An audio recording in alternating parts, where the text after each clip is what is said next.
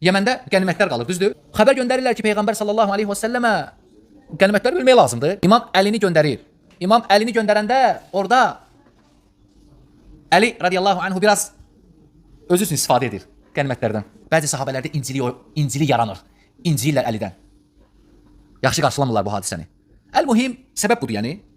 Gəlib çatanda, hamısı qarşılaşanda o Qədir Xumda Peyğəmbər sallallahu aleyhi və səlləmə söhbət çatır ki, Əlidən incilirlər. Orada deyir ki, Əli haqlıydı, yəni haqq edib.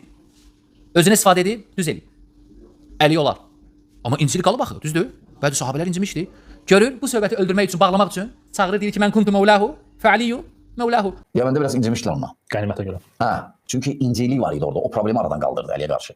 O da bütün hamısı yox, bəziləri incimişdilər. Dedilər ki, Yəməndə bir hadisə baş verdi. Həzrət Əli əleyhissalam getdi ora, oradan bir cariyə götürdü. Onlar küstülər Əli əleyhissalamdan. Və Həzrət Əlini cəmaatla barışdırmağa görə bu Qədir Xumhası yaxşı bu qədər adamı niyə yığırsan?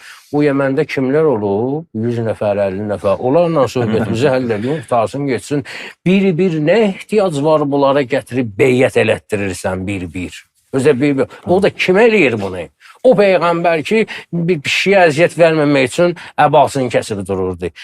Həzrət Peyğəmbər heç kəsi incitmir. Cəmaatı həcdən qaydanda hamı yorğun olur da. Günün altında 3 gün saxla ki, bir-bir bunlar beyyət eləsinlər. Bəs bunlar nə üçün? Bunlar hamısı göz yaddaşı üçün. Hətta təbriklər.